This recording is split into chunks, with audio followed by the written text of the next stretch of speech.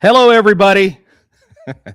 We had a few technical difficulties. Sorry about that. Welcome to 2026. Hopefully everybody had a really nice break, and I hope that you guys love the music because I actually like it. Hello, Sharon. Glad that you're here. I've got Steph in the house. Phyllis is in the house. Kathleen, Darren, there's a lot of people in here, and I love it. Ladies and gentlemen, 2026 is upon us, and I hope that we're going to have a really good year. I got to tell you, I don't know what this year's going to hold for all of us for this show. There's kind of been some changes, and Bill Forte, who's the program director out of New York, he's decided to go to another station, and I don't know what's going to happen. I don't know that I'm going to stay with KGRA or not. It's really not going to matter to you guys. I'm still going to be coming to you from my YouTube page, and I'm just still trying to wonder. I'm wondering, what do I do? Do I go solo and just try to do it all myself, or do I try to rely? I would still have Amanda around because I love Amanda, but I don't know. I don't know what the future is going to hold for us. But there's two people that died this week. One of them is Lem Taylor, and Lem Taylor was a police chaplain with our police department. And Amanda, I don't know if you see his picture there, but Lem was there he is, super guy. I wanted to mention Lem. The crazy part is his granddaughter happens to be in prison, and she is somebody that I've tried to help get her out early, actually, to tell you the truth. And she was coming up again for parole, and I was talking to one of her relatives. I just don't try to keep people in prison. Sometimes people need to get out. And I happen to, thank you very much, Steph. I appreciate the condolences. Just a super guy. And I was talking to one of his relatives on the phone, and we were talking about Lem, and I was, telling her to tell him I said hello, etc. And the next day, our main chaplain came over, and he goes, "You're not going to believe it, but Lem died last night." And I'm like, "Are you kidding me? I was just talking about him yesterday." So it's very, very sad. The other one that I want to show is a video right quick. And the video is of Harvey Pratt. And I thought that I would show this newscast that Oklahoma City put together. And in that in that newscast, it really kind of talks about him. And this guy is a legend. I mean, he was a sketch artist with OSBI. He started his law enforcement career in 1967 with the Midwest City Police Department here in Oklahoma, which is where I started mine from. And basically, just a good person. So, Amanda, if you don't mind queuing that video up, I appreciate it. That's their drawing. It's not mine. I do what they tell me. Harvey Pratt spent decades with the Oklahoma State Bureau of Investigation, and you could call him a frequent flyer on KOCO5's airwaves. It's fairly factual. Just by following the contour of the face, I can reconstruct a damaged area between the cheekbone and the jawline. I would look at a drawing and then the mugshot, and why they'd be almost identical. Tuesday, some of his former co-workers met with us at OSBI headquarters. Dee Cordry is a former OSBI agent. There was one homicide case that I had, and only a skull had been recovered. And so he did a reconstruction of that face.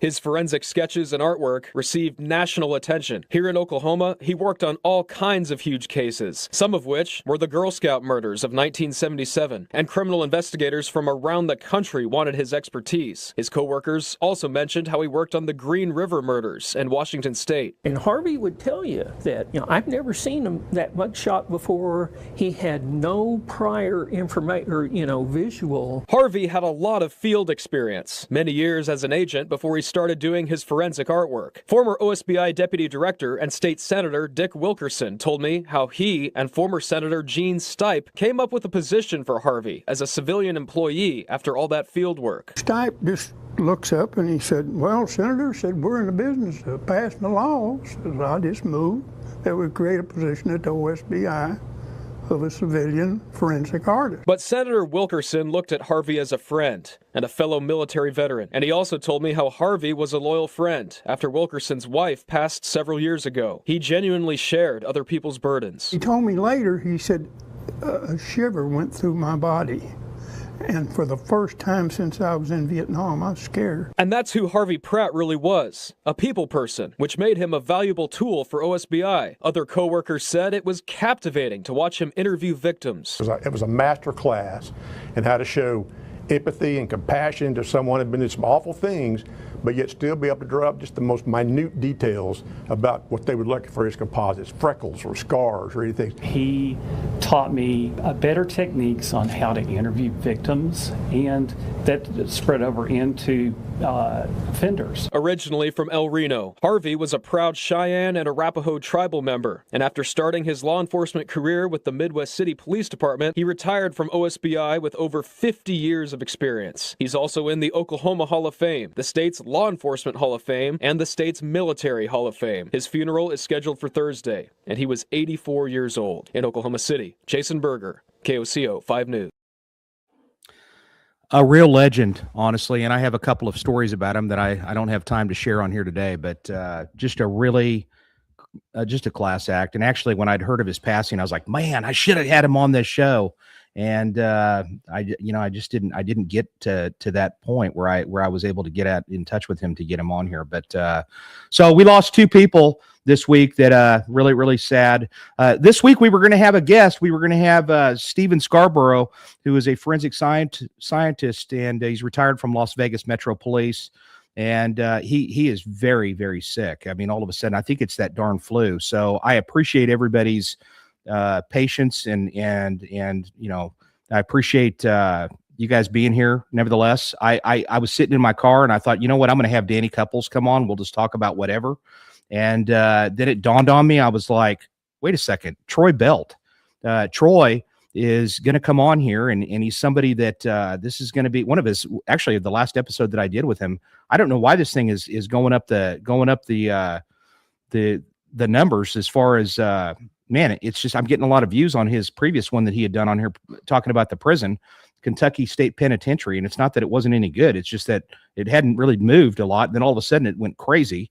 And so I thought, well, this would be great. Plus, not only that, Troy is, and this is not a political show. I don't get into the politics and all this, that, and the other. However, Troy is actually running for county jailer in the state of Kentucky.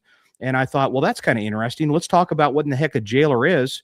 And Troy actually worked in the prison industry, just to kind of remind people as to who he is. He worked in the prison industry for over 20 years.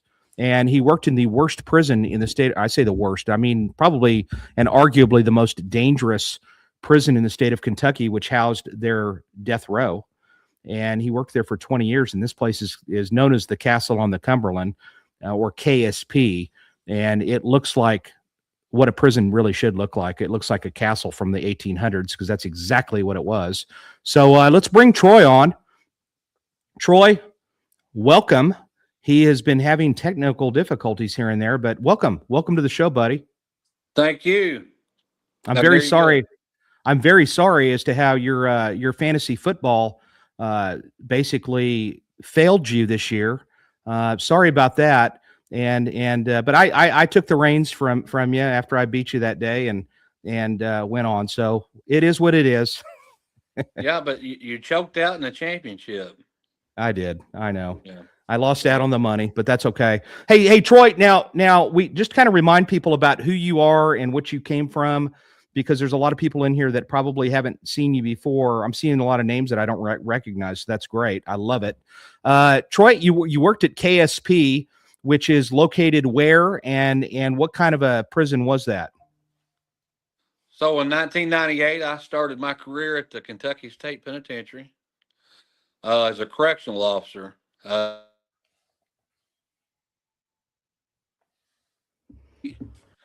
Uh, like you said, we row and protected custody, general pop. I mean, we had all sorts of inmates, but I worked there, moved up through the ranks, 2002, become a sergeant, 2004, promoted to lieutenant.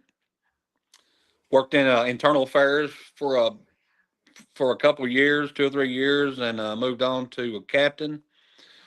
Was a captain for a couple of years, and then promoted to unit administrator 2, where I retired from. And I was also the Western State Hostage Negotiator Commander for about 5 or 6 years until I retired in 2019.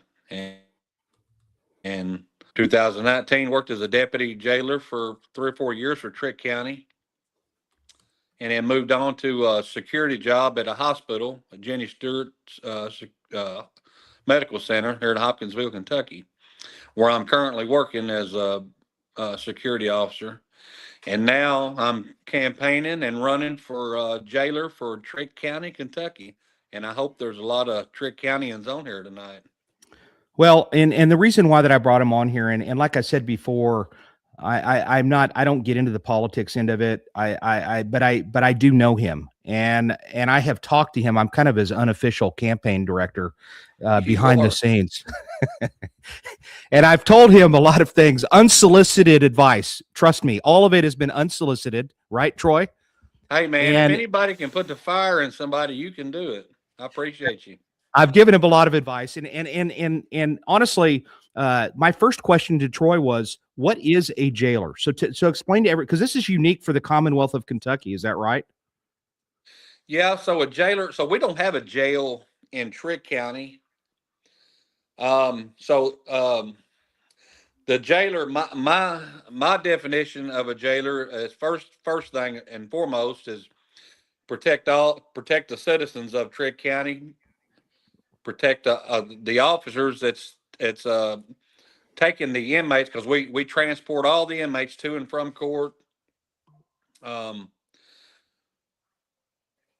We work with them on jobs like on the streets to clean the streets, to clean the back roads, and different things with them like that. So my job is to keep them sisters to any of the Trigg County people, family. So I want to make sure that they're safe as well.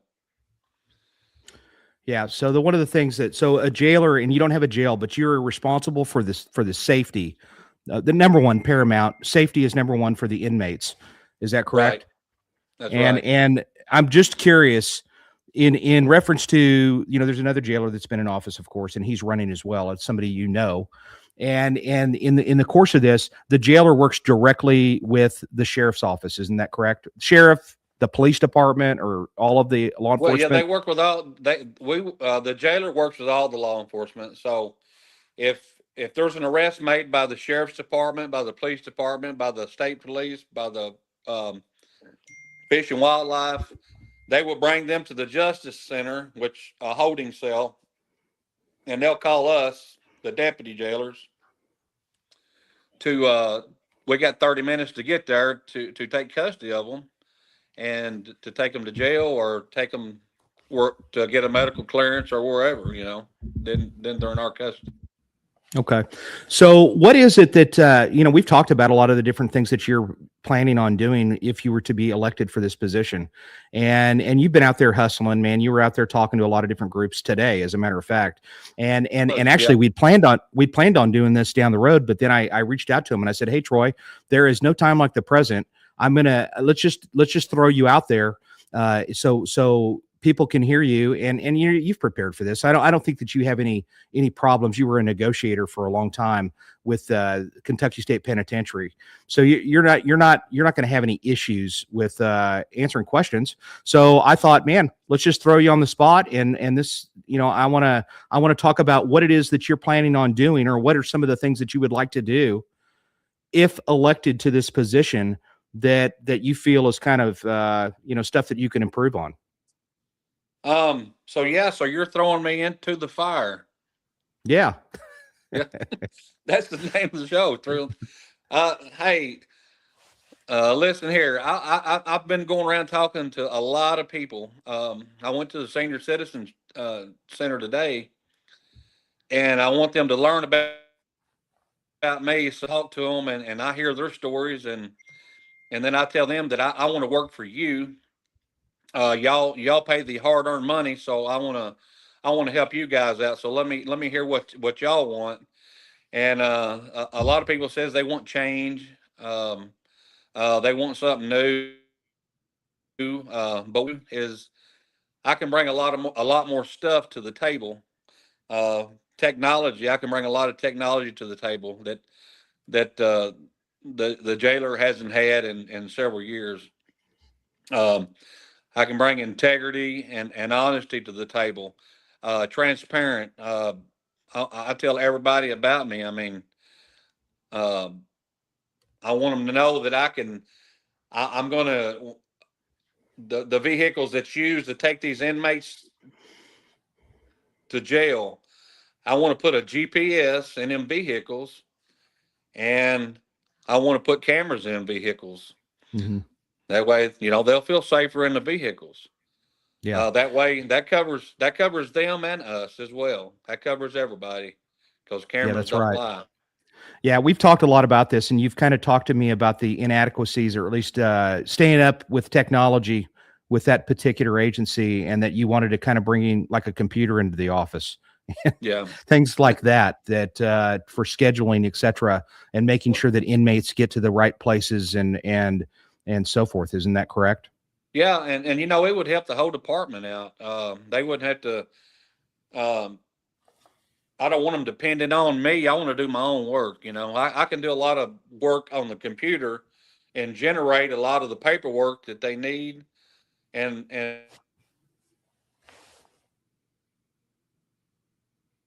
so I can generate my own stuff and things like that. And one other thing that I would do Your phone's kind of going in and out, unfortunately. While that's happening, I wanted to welcome real quick. Oh, go ahead. I don't know what the deal is with this connection. It's kind of going in and out. Just real quick, I wanted to welcome Mark Seacrest, the sheriff of Wagner County. Welcome. He's from Tulsa Police Department, and he's went on and he's served as the sheriff in Wagner County for a long time. I appreciate you being here. Also, Doug with Triad Forensics from up in Colorado. Appreciate you being here, buddy. A good friend of mine. I love it. I appreciate that very much. I'm guessing that you might have been tuning in for the forensic scientist, because that's kind of your arena. But we've got Troy, and Troy is the bomb. But so Troy, listen. So you've got a lot of work to do if you get this position, and of course this thing runs for, when do people vote for this particular office? I mean, when is the voting happen for this? It's in May. There's only going to be a primary. There's not, because it's going to be 2 Republicans running, and that's it. So whoever who wins in May will win the jailer job.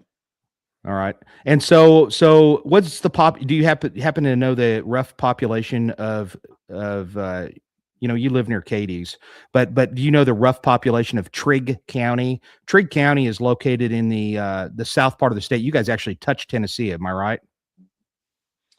Yeah, we border Tennessee. Like where I live, I'm probably about an hour and 5 minutes from Nashville. Mm-hmm. About 35 minutes from Clarksville.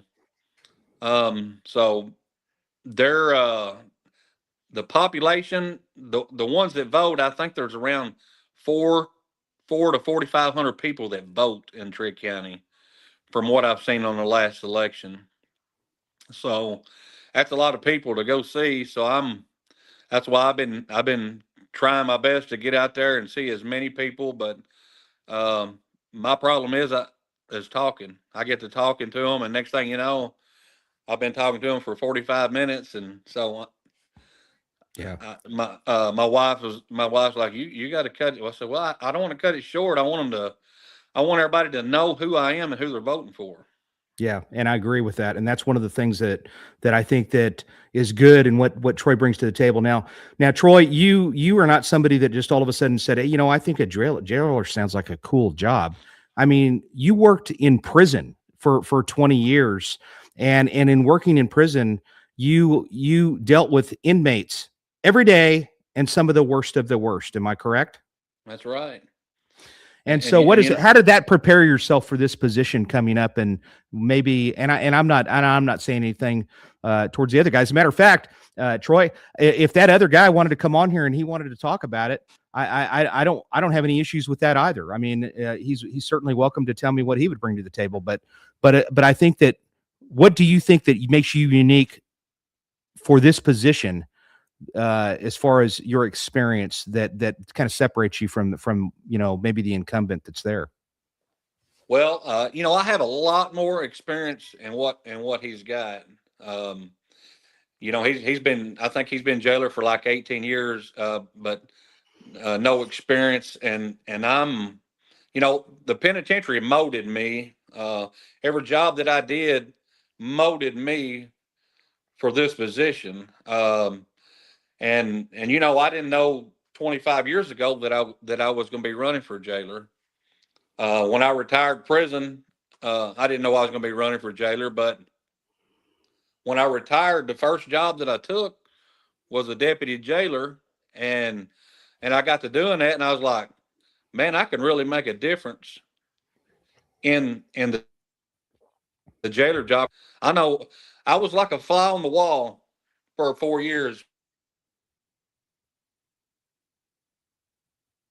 Of ideas to help them on the way, but I was just like, I'm going to, and I told him that I was going to run, and he was like, well, yeah, you can take my place. That was the deal, but so I moved on, but that right there set a fire in me that I want to be jailer, and I want to do a lot of good things for this community. Right. Trigg County is a great community. I mean, and the people deserve it. I mean, they deserve a lot of change and a lot of things that I could bring to the table. Well, just communication, just communicating with people, the way. Well, I mean, one of the things that's kind of unique about this position too is, and I think Danny had asked one of the questions that he had asked, and Danny's actually going to come and join us here in a second. Danny Couples. Oh, good. Good deal. He was unavailable. And I can't remember if you guys met. I can't remember if you guys have met officially or not. No, I've heard a lot about him. I really am looking forward to meeting. Well, you're going to meet him in about 5 seconds or 10 seconons here after he gets his phone situated. Right. But I'll tell you what, one of the things that I think that communication is the key. This is the secret, ladies and gentlemen. I'm going to just tell you this. And hello, Gurley. I appreciate you being here, and Karen Roscoe. And seriously, I appreciate everybody that's in here. Corrections is a tough job, Mark. It's a very, very tough job. Welcome, Danny. Turn your phone sideways so we can see all of you. Let's try this right here. Yeah, it's even better. Thank you very much for being here, buddy. I had originally asked him to. I said, we were kind of short of a guest, so I was like, man, who can I call that is Johnny on the spot or Danny on the spot? And he was like, yeah, I'll do it. But then he had to run somewhere. So welcome. Good to meet you. Or good, Troy, you're getting to meet Danny, and vice versa. I was going to get them together in Tennessee, and you never know what the future holds. So, hey, Troy, nice to meet you, buddy. Oh yeah, he's not very far from me at all. Yeah, nice to meet you, Danny. I've heard a lot about you. Hey, appreciate it. I had a question. I've been watching. I'm actually at work today, so I can't say where. I might get in trouble. But so if the alarms goes off, Amanda, you just shut me off. But I have never. I know Tennessee doesn't have elected jailers. Is that how many states has that?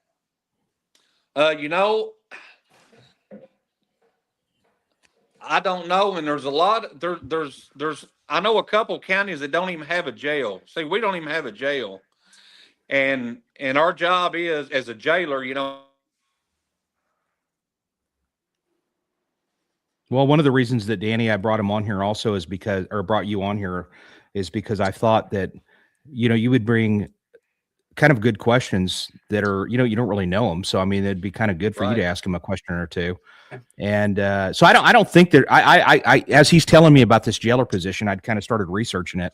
I don't think that there's another jailer like they have in Kentucky. Kentucky's a weird state, and I don't mean that in a bad way. You guys, first of all, they call you a Commonwealth. You're only one of 3 states in this country. You have the Commonwealth of Virginia, the Commonwealth of Pennsylvania, and the Commonwealth of Kentucky. So you guys have some strange. Maybe they're not strange. That's not fair. Sorry to my peeps out in Kentucky. But you guys have some different things in your state, right? And Yeah, so this jailer position, it's kind of interesting to me. The jail, you're over, how many people would you be over in this position? So not very many, 4 to 5 deputies, which I would like to change that because it is when a deputy is on call, he's on call for like 3 to 4 days. That's 24. So if they call you at 3 o'clock in the morning, if you're on call, hey, you got to go take somebody to jail. And that could last for, up to 3 days, and it's tiresome. And that's something I'm looking into. If I get elected, to change that, to make more people where people won't be so tired, and they'll be when they're doing dangerous jobs like transporting inmates. Yeah, Would you're would right. you be a law enforcement officer? Will you actually work for the county sheriff's department, or is it the county government? How does that work? No, so the jailer's elected. He's an elected official, and the sheriff's an elected official. We kind of work under the judge executive, so we kind of work under him. But the jailer works for, he's out of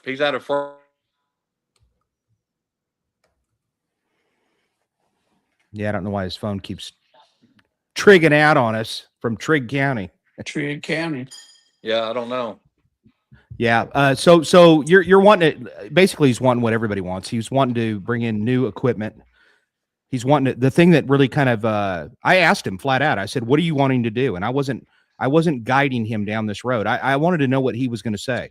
And one of the things that you were really interested in doing, which really I was really liking when I heard it, and that's training. You're interested in implementing or at least giving them access to a lot of different training opportunities in that agency, and what are some of the ways that you're, and of course you don't know the roadmap for everything. I mean, I had Mark Lamb on here, who is America's sheriff. He's retired now from Pinell County, one of the most well-known sheriffs ever.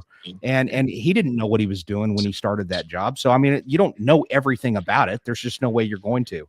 What is your thoughts, and how do you think you're going to be able to implement some of this training for your guys to make it a better work environment for them? I'm glad you asked that question. It came up today.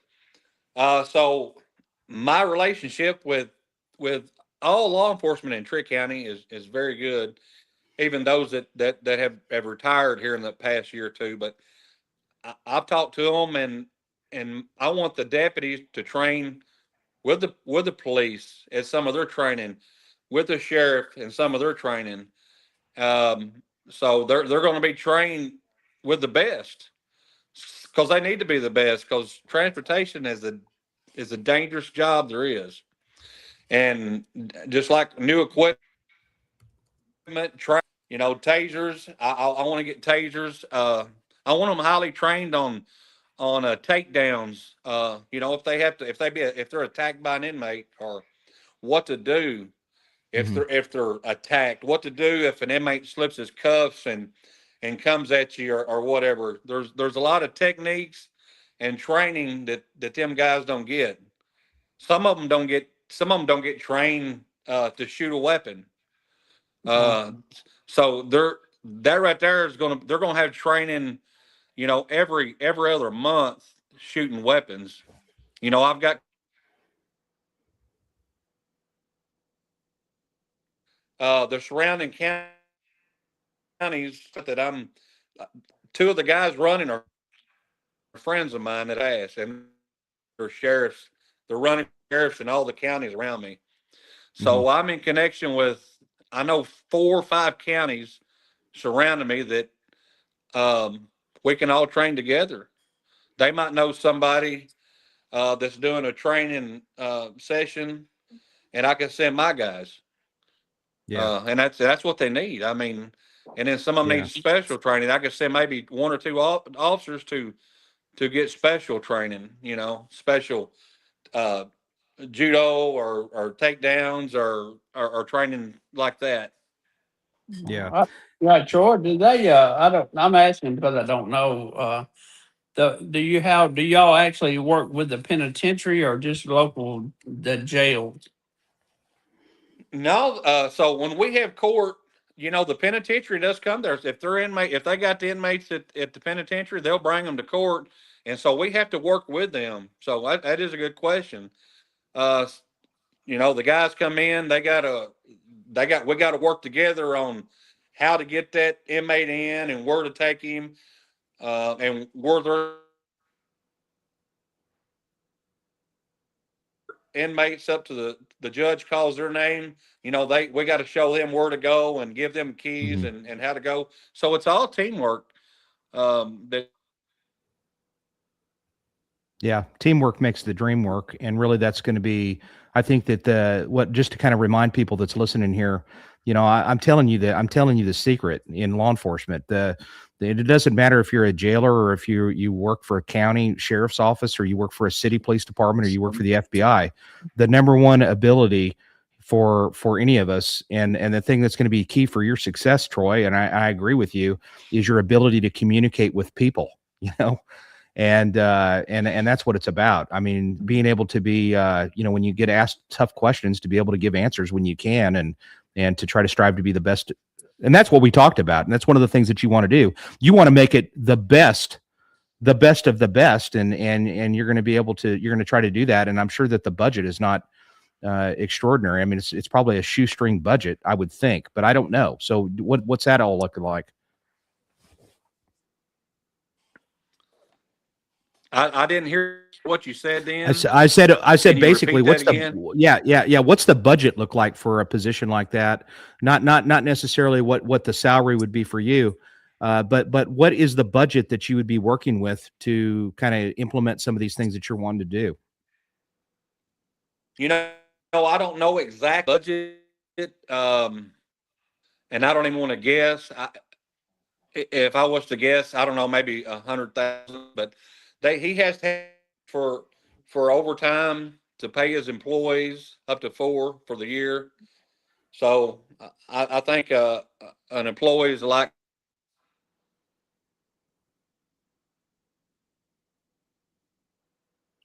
Danny. So you got to have a overtime budget, clothes, boots. They provide all that, but he's got to put that in his budget, and then wear and tear on the vehicles. Each deputy's got their own vehicle, so yeah. And then of course radios, et cetera, and all that stuff costs money. Right. Not to mention the fact now Now these employees that work in this capacity, I'm sure that we talked about this a little bit too, that it's probably a springboard type of a position that I don't know. I mean, maybe you have guys that do that for 30 years, but I would think that some of them are kind of wanting to get into this to maybe go to Kentucky State Police, possibly, or one of those other agencies. Is that kind of what kind of goes on there in that type of a position? Yeah. So one of the deputies just recently, I'm glad you said that, because one of the deputies that worked for Trigg County just transferred to the sheriff's office. So yeah, it should be, and I'm going to make it like a stepping stone for law enforcement. Get the young guys that can't get into police or sheriff right now. Come in to the deputy jailer and learn from that. Get your foot in the door and learn how to do things. And hey, and maybe be a good police officer. Yeah. I'm game for that. That's what I'd like to do. People that want to stay, the older guys, that's in there, they want to stay because they just there's one or two older guys that's in there now, and they've been there for several years. And they don't want to go anywhere. But yeah, Yeah, I want it to be like that.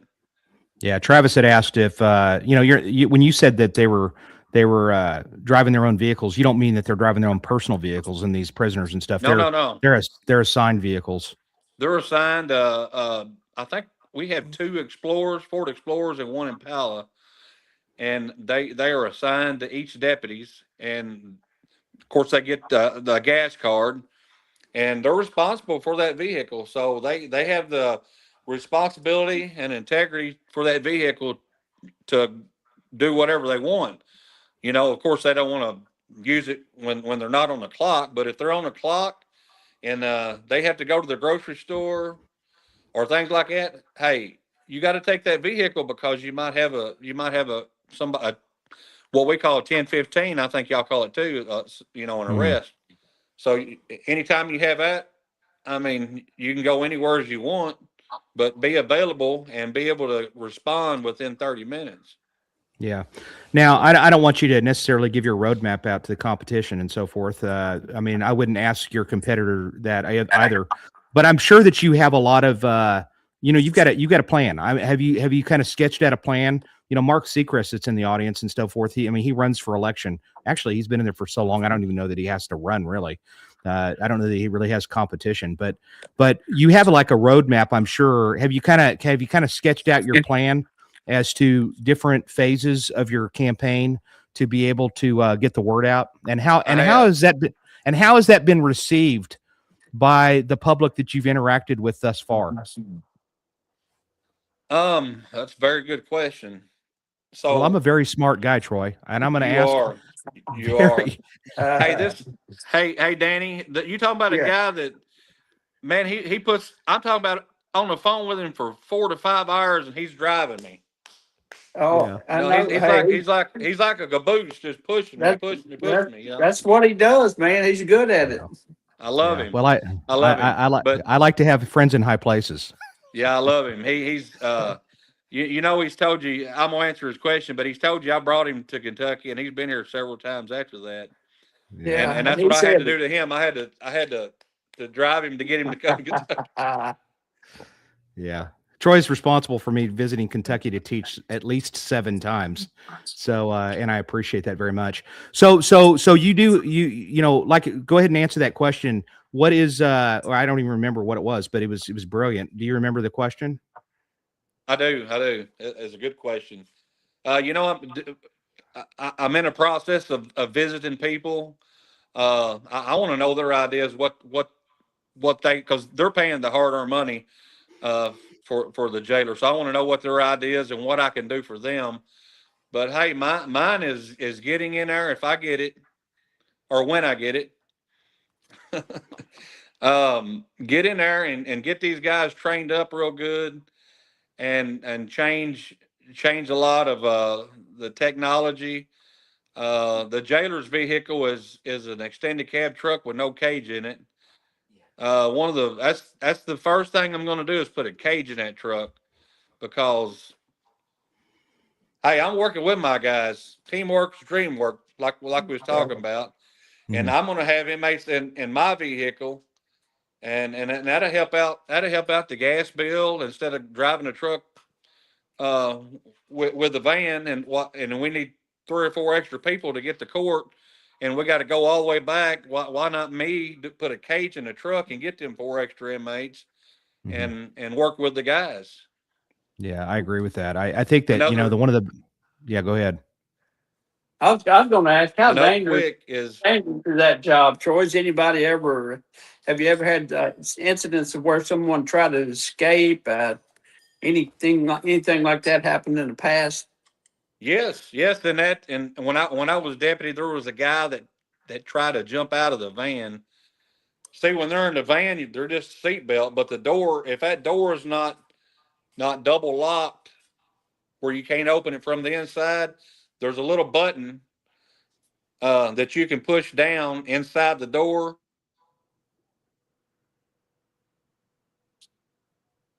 Yeah, it's like a child safety lock almost, but it's probably designed for that. It's a safety feature. He tried his best. He was wanting to die. He'd recently lost his girlfriend, and he was trying to kill us. We didn't know. I mean, we was driving down the road, and all of a sudden was double locked, and he didn't get to jump out, But we've had guys to act up, jump over the seat, beat and bang the window, the back window. And then when working at the penitentiary, we had the same thing. We've had to mace them while they're in the car because they tried to kick the seats and anything they can try to get to us. They've tried to bust the window out, which has got it's caged in, it's wired in. It's and it's plexiglass, it's very hard to break. But hey, they tried to break in and get to it. Yeah. Now, of all the jobs that's out there, Troy, in your retirement, why in the world do you want to do this one? I mean, I'm not knocking it. I'm just like, why do you want to do this? Is it because you worked in this field for a long time and you feel that you can really make an improvement in it? Or, do you kind of miss that, that work, or what? No, it's some of what you said. Hey, this job is molded in me. I want to do it for the community. They deserve it. I mean, they deserve somebody that, and not bragging or nothing, but somebody that really knows what they're doing, and somebody that really knows how to handle inmates, and somebody that really knows how to talk to people. And that's a lot, man. Communication is the thing, and how to deal with people and all that. The knowledge to transport, the knowledge. I want to teach my guys active listening skills. Yeah, you need somebody that had an experience with prisoners, and who else has got more experience than you do and with that? You can't just get somebody off the street to come in and do a job like that. No, the guy in there, the guy that's in there now has been jailer for 18 years, and not talking bad about him, but he has no experience in doing all the things that needs to be done, and the knowledge. No technology, no. He don't have none of that. None of the communication skills. I've been asked by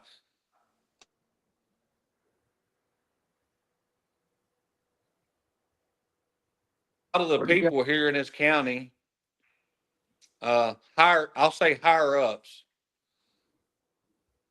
They've asked a bunch, "Hey, are you going to run? You going to run for jailer?" I was like, "Well, I don't know. I might." "Are you going to run for jailer?" I've even had them to visit me at where I work at. I'm talking about, the higher up people that run this community and help out with the community, and they got a big name.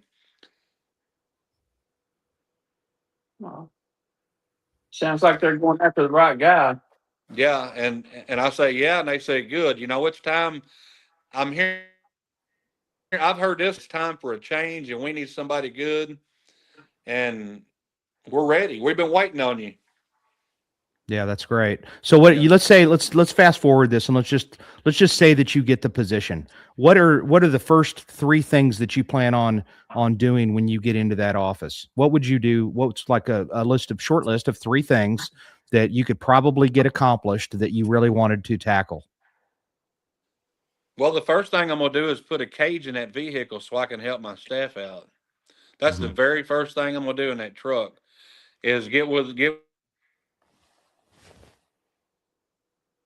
and talk to him about getting a cage put in that truck where I can help the staff out, and getting new uniforms that right now they're light blue, but I want to get new uniforms that makes them look. We want to look good, because when you look good, the inmates they would treat you different.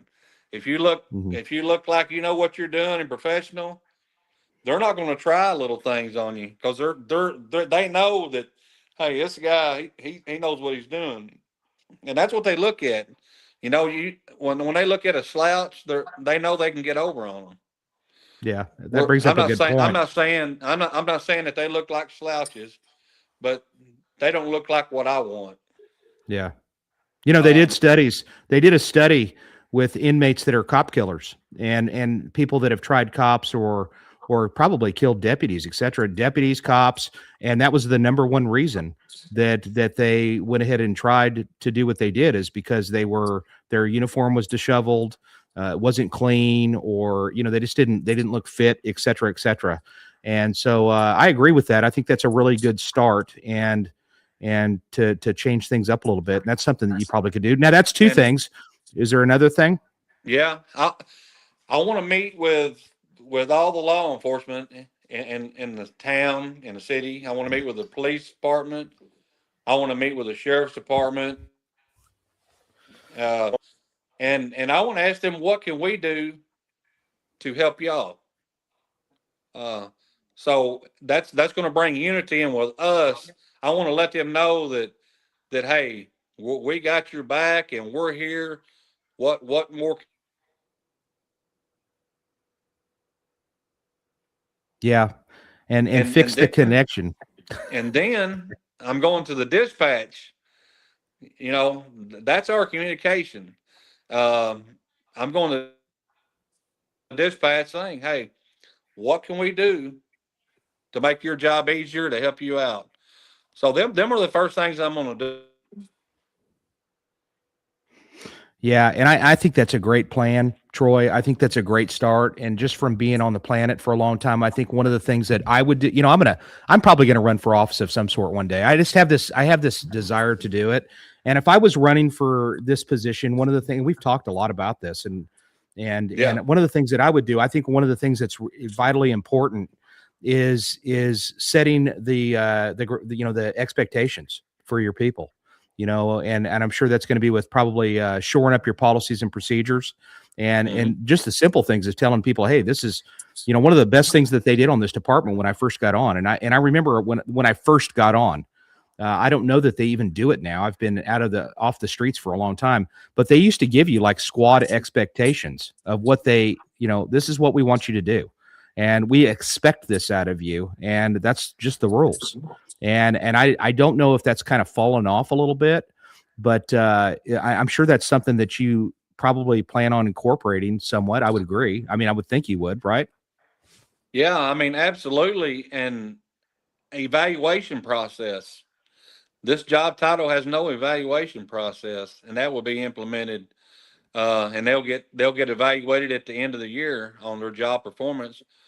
And hey, I'll do all I can if I can get them meet with everybody I need to meet. If I can get them, if they exceed my expectations, man, why not give them a paid day of vacation or 2 days, or that's what we got at the prison. If we exceed over a point system, we would get 2 days off, and everybody liked that. And if you exceeded and you had some to to get better at, you would get like 1 day off.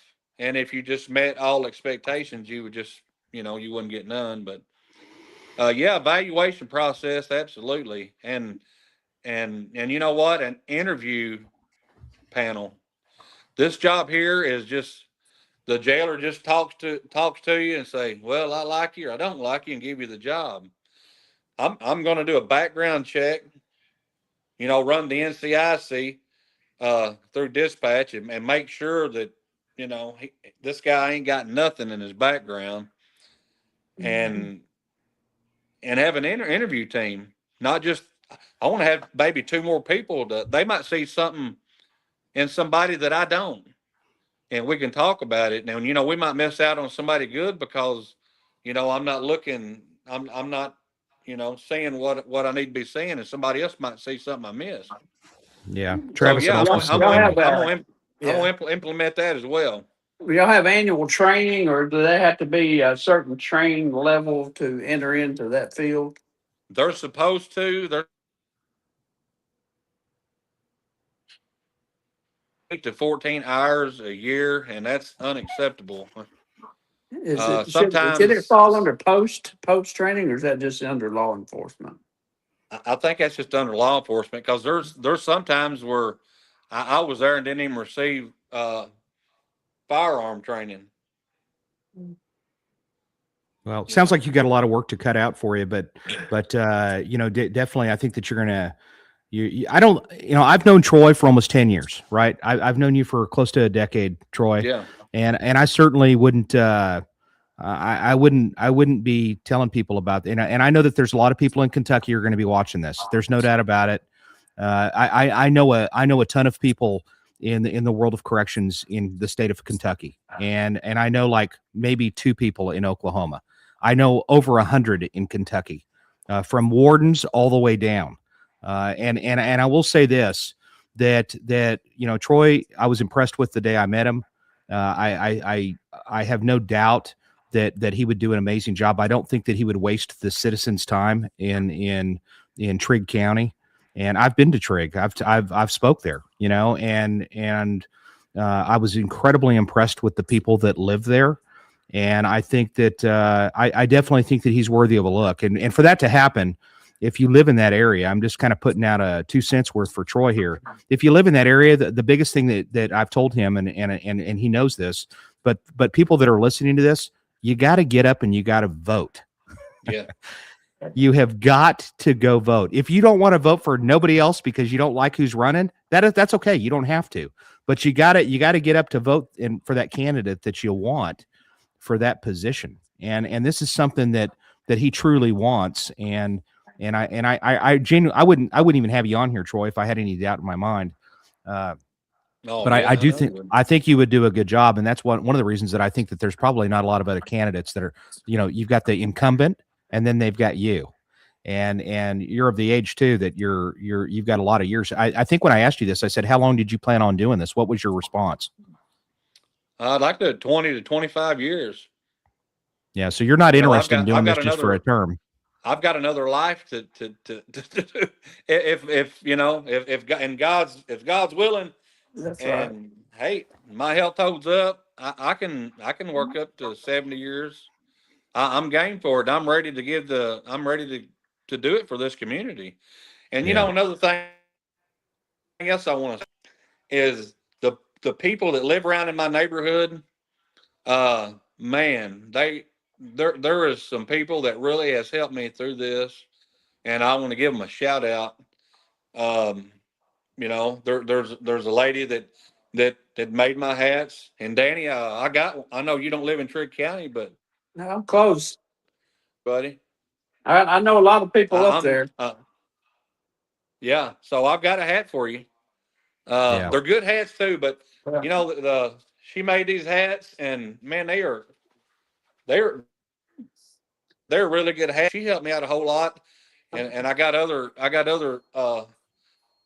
neighbors that live up the road, and she's given me all kinds of ideas, and man, she's like Jason. She's been, hey, do this, do this, do that. How about this? And she's given me a lot of ideas. So thank you, Aunt Linda. Yeah. Amanda's like, where do we buy the merch? Hey, Amanda, if you live in Trigg County, you don't have to buy it. You just call him, and if he'll proudly bring you a sign, and I'm sure he can find a hat somewhere for you if you live in Trigg County and you're interested in voting for him. And I've got a few extra hats. I bet you do.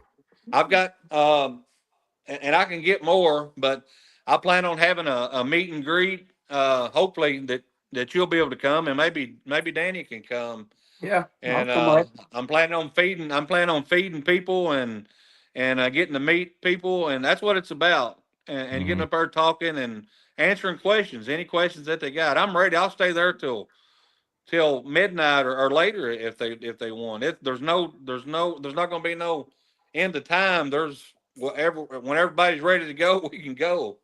But I want to feed everybody. And one other thing I did today, I went to the senior center. I'm gonna have a fish fry for them. So anybody that's watching, they're welcome as well. I'm gonna the fish is on me, and and they can bring the sides. So great, they'll love it. I love it. Hopefully there'll be no food poisoning and then everything will be perfect. To Sharon, I'll tell you what. To Sharon, I'd love to be a chief of police, and if I was, boy, There'd be Yeah. some things that I'd be pretty freaking electric. You have no idea what I would do with some things and make some changes on certain things.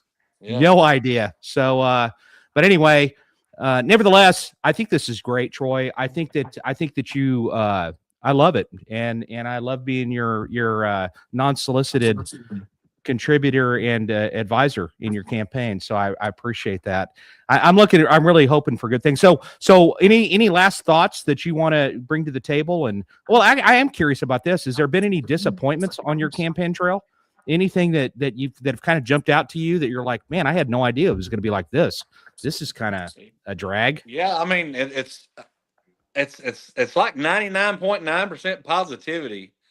You know, there's a few people that on the internet that make that, you know, they always try to throw a little bit of dirt on you or whatever. But hey, I'm not perfect.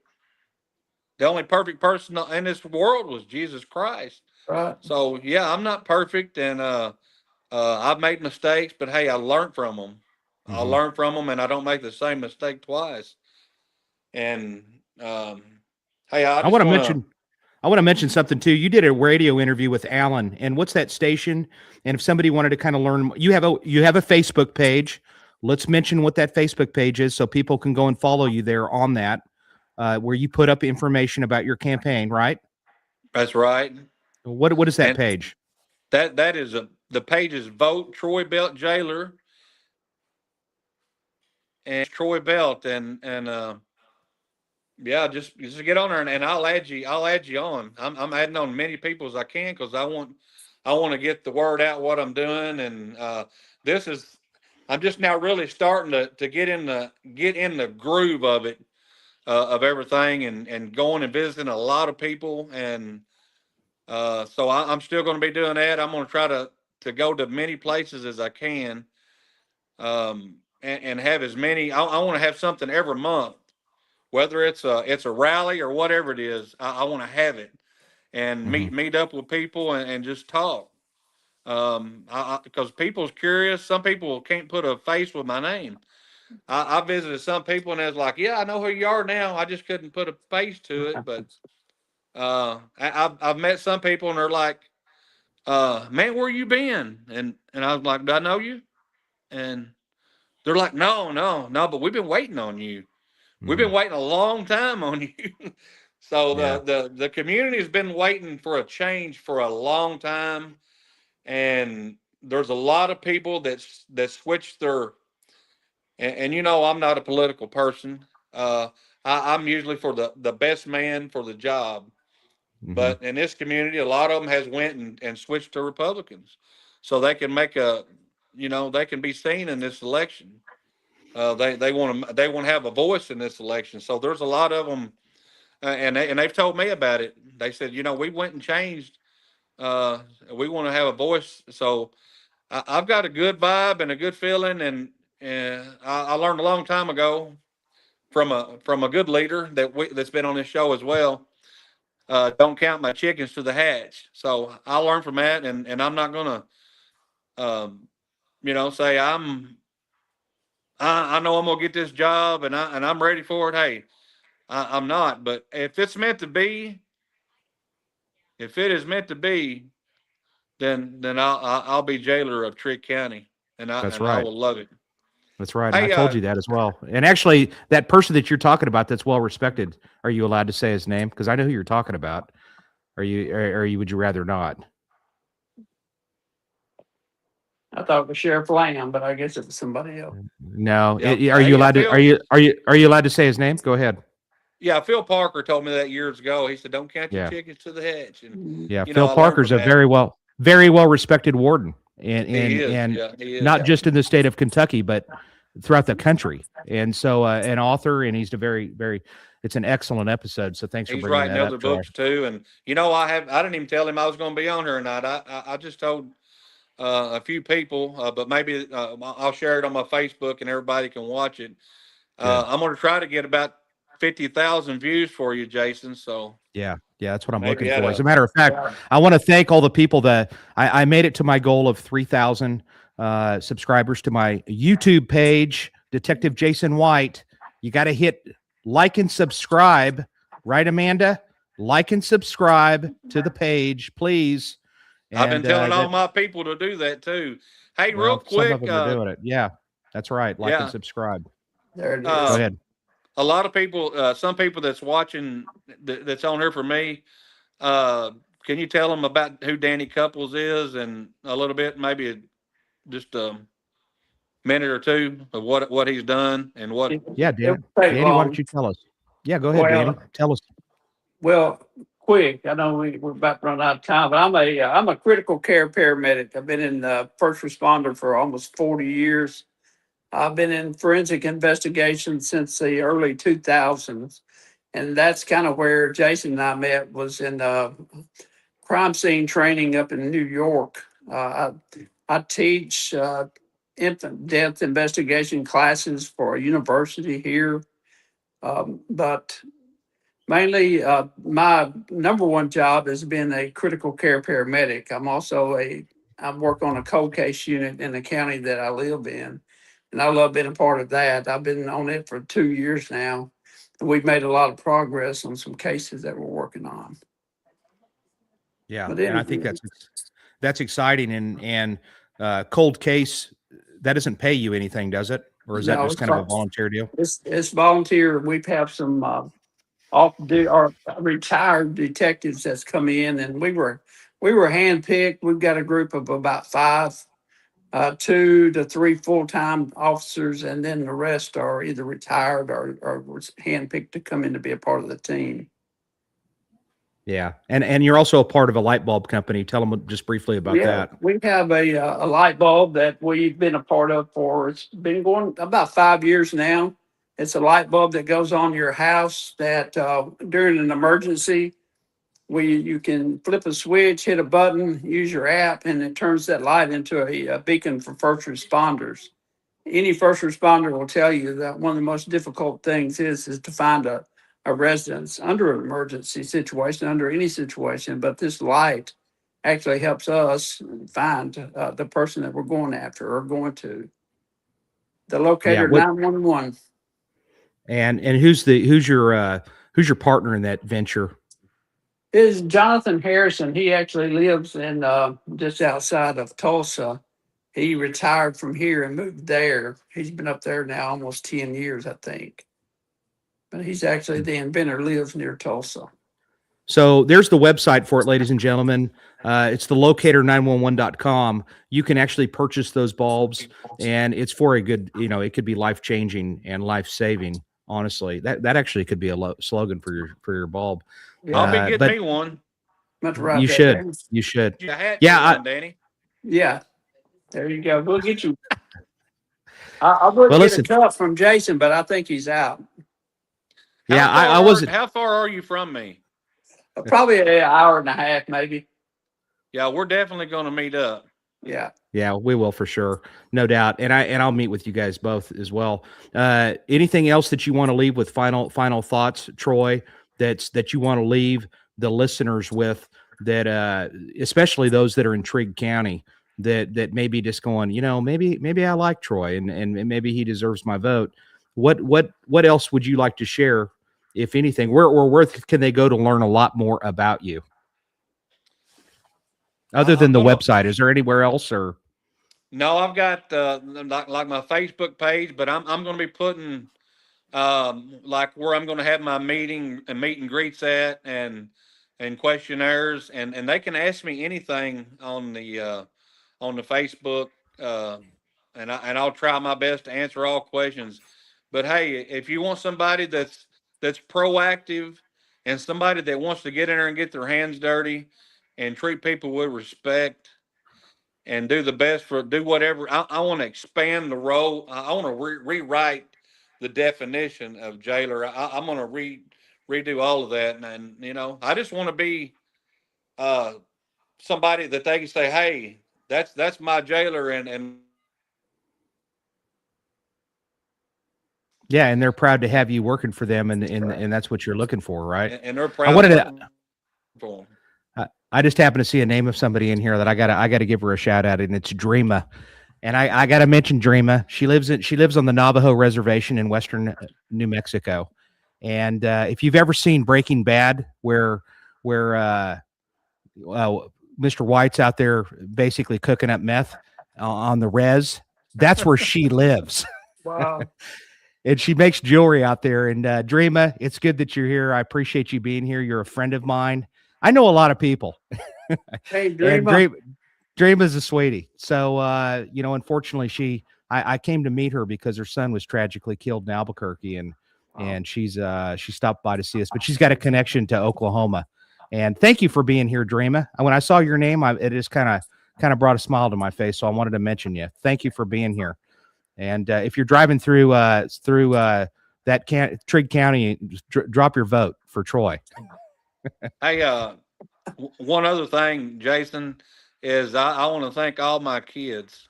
I got 3 girls and they're grown adults, and man, they're always helping me out and putting stuff on their Facebook and say, here's what you ought to do. Here, got ideas. So a shout out to them and my wife. I love them all to death. Well, and I think that your family is great. I think I've met them all. I've met some of your daughters, if not all of them, and great family. You got grandkids running around and all this, that, and the other, and he's a great granddad or great grandpa. So, like I said, ladies and gentlemen, I want to thank everybody for being here. I'm glad we're starting off 2026. I know we had to make a slight change tonight, but I think it's great. And I want to thank everybody for being here. I want to remind people, January the 23rd, Amanda, throw that up there right quick. I am going to be speaking at the Jewish Center here in Tulsa. I get asked all the time, is it open to the public? Can I come and watch you speak? Because I speak all over the country. And quite frankly, I mentioned where I'm speaking a lot of the times because it helps me get speaking gigs. But, this year coming up is going to be unbelievable. And I'm going to be speaking possibly. Well, I know I'm going to be in California. I'm going to be in Kansas, Indiana, North Carolina, Montana. I'll be there. And the Washington State is a strong possibility that I'll be there. And I just learned that there's a possibility for Massachusetts and Maine. So I go, and I'll be in Texas as well, but I go all over the place. I mention this because, ladies and gentlemen, it's just an honor. I want you to, those that are in Tulsa, if you're thinking about going to this event, and I got on there and I started harping on it, and we got 60 more tickets sold. All of this, and Mark, the good sheriff, Mark, you're gonna love this, but this is for the museum effort for Tulsa Police, and they're putting together a museum for the Tulsa Police Department, and that's a big deal. So every single cent goes to the museum effort, every bit of it. I get zero to do this, and I'm honored to do this for the museum effort. So if you live around here, I'm telling you, this is going to hit the news. They're wanting to do a story on it, and it's going to hit the news. And if you don't get your tickets, when those things sell, we've got 72 tickets left. When those things sell, it's done. They're not opening it up to 250. It's 200 seats, and that's it. So there's literally 72 seats left. And if you haven't seen me speak, Troy's seen me speak more than once, probably. Can I talk a little bit about that? Yeah, please do. Okay. Let me tell you about Jason. Thank you, buddy. I mean, you're a special person to me, but I know I've seen you 3-4 times, and every time he has had a standing ovation. I mean, I'm not telling it to make his head swell up like that, but I'm telling you, man, he has the skills that will you won't go to sleep. He's exciting. I mean, he'll knock you off your feet. And it's the real deal. So it's not for kids. It's not for kids under 18. I can't have that. I can't have kids showing up to this thing. You will be turned away. This is for adult content. It's real life death. You're not going to need counseling when it's over, but it's the real deal. And so I'm doing this for this effort because that's a big deal. And I like to do things like that for very special causes, and that's one of them. Amanda says, "Come to Atlanta." You ever seen him, Danny? I have actually tried. I have been. Actually, we spoke. We did some stuff up in New York together. I hadn't been to I've been close, but I haven't sat in there and saw that standing ovation yet. But I'm sure it happens. Yeah, but he's been Yeah. around me a lot, so he knows how dynamic of an individual That's I right. am. So, That's right. but ladies, listen, I just wanted to mention that. I'm saying it again. I'll probably post a couple of more things on my YouTube page. I will post something on my Facebook page, and it's just because anything less than a sellout, as far as I'm concerned, at 200 seats is a failure to me. I want 200 people. Because the more, actually, if they could get 500 squeezed in there, I would do it. I would love to do it. The more people, the better, because it's more exciting for me. But that's what we're doing. I'm just telling you, we've got people that are flying in from, believe it or not, I'm going to just mention this too. We've got people that are flying in from Hawaii, California, Michigan, Virginia, people coming. We got Mike Elam coming from Arkansas. All right. And we've got people coming from Texas. So the only thing I'm missing Kentucky, and I'm missing Tennessee. But that's okay. No compressor. Hey, I'll be there when you go to Evansville. Well, I appreciate it very much, and you're welcome to join us. And so yes, I'll be speaking in Evansville. I'll be in Indiana twice next year. But anyway, and that reminds me, I want to make mention too. If you're up in the Henderson, Kentucky area, Christy Randolph and her husband both, they're running for office in that jurisdiction, in that area.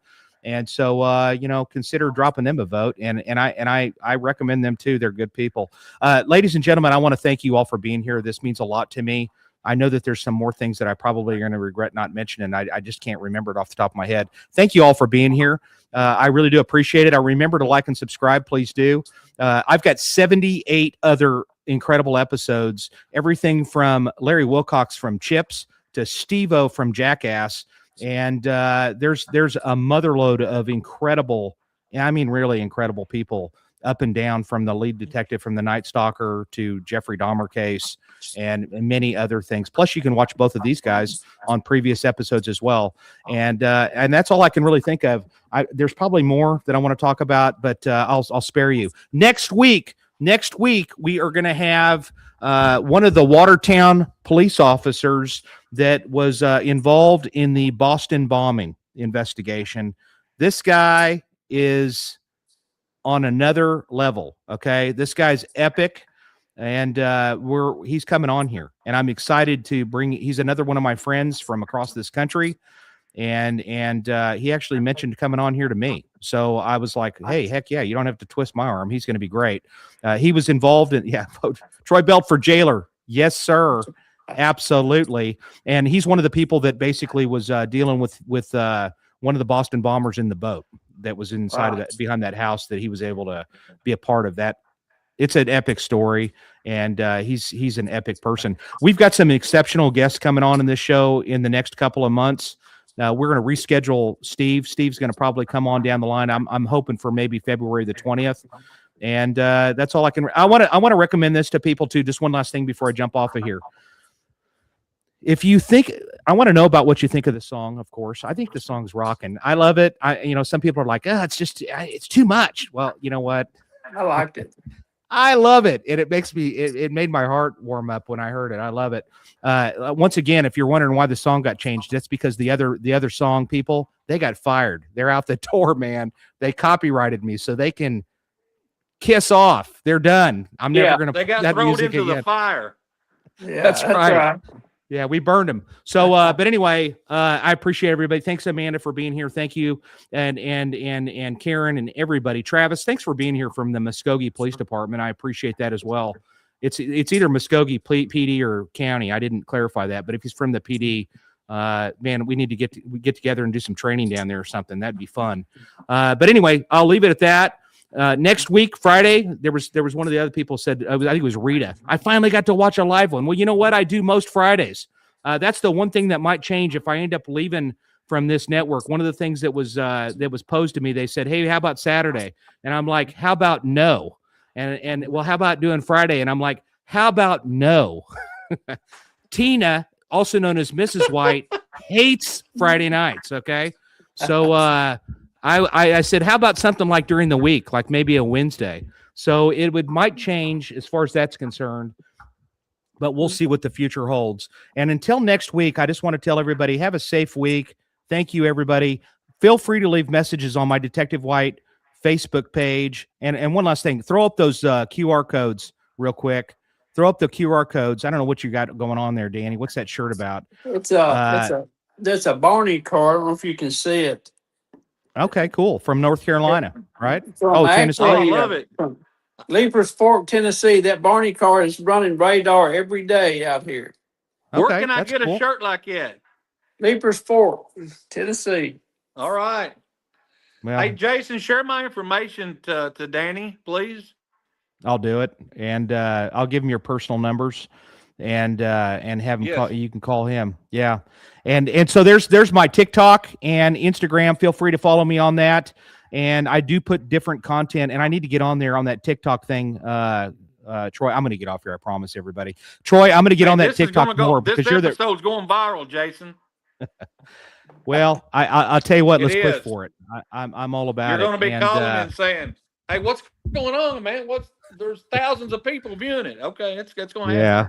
One last thing, I got to say this Gonna real quick, happen. and then we're getting off here. I promise we'll get off here. Not that we're rushed to get off here, but I'm afraid that people's interest span is about to leave us. But Troy's the one that goes, "Hey, buddy, you need to get on TikTok," and I'm like, Yeah. I'm not getting on TikTok. TikTok's stupid. I mean, I'm not saying it's stupid for everybody, but for people my age, I'm like, I don't even know what that is. I'm not interested in it. And as I've said many times before, what am I going to do? Get on there and twerk? I can't do that. I can't. People that I work with, I'm sure that they're already talking about me behind my back, and I don't need any more of it. So I was like, no, I don't think so. So, but anyway, I ended up putting up a couple of videos about being out at the La Bianca house and Spawn Ranch, and I walked around out there, and he called me up and he goes, "Hey, bro, you're going viral." And I was like, "What are you talking about?" And he goes, "Man, that video, you need to go look, man. You're going viral." And that one video has had over 123,000 views on TikTok. All you got to do is shoot a picture of that. And between that one, and I throw up a bunch of pictures of my excursions, etc. And that one's that one, and you can go over to my Instagram. So I do different things on both of them. I'm still kind of learning them, but anyway, it's fun, and that's why I'm doing it. It's not for any other reason that it's fun. So once again, everybody, thank you for being here, from Dreama to everybody else, and I'd mention everybody if I could, to Phyllis. Thank you so much, Sharon. I know twerking is allowed. I agree with you. I agree. And it's not happening either. I'm not doing stupid stuff like that. But I'm a student of murder, and I like talking about famous murders and stuff. So maybe we'll do a little bit of that. If you have any ideas as to the direction that you'd like for this show to go, any special guests, people are like, what about some of the other people that I work with? I've put that out there, and I haven't really gotten a lot of interest from those that I work with.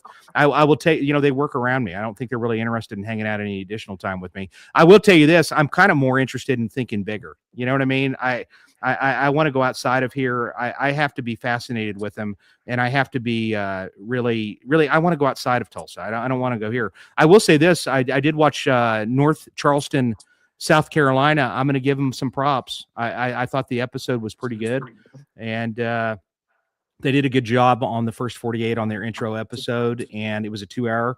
So if you haven't seen that, check that out. And I can't think of anything else that I really wanted to say today. But next time, if you wanted more tonight, then go to the other episodes. Go to Troy's other episode. Check that out. Check out Danny's. Danny's been on here a handful of times. This is your third time on here, Troy. And like I said, ladies and gentlemen, I really do appreciate everybody being here. Next week, like I said, 7 p.m., we're going to be here with one of the people that's directly involved in the Boston bombing investigation. And I'm not going to say what he was doing in that, because I don't want to take away. But he was Watertown Police Department. So I think that's where that kid was caught. And but anyway, I'll let you go. Doug Satchery in the house, the Spice King from Satchery Spice. Hello, Doug. See, oh my gosh, that's great. I just talked to him recently. So welcome, Doug. Appreciate it. He's got a podcast too called The Nonsense Chronicles. Check it out.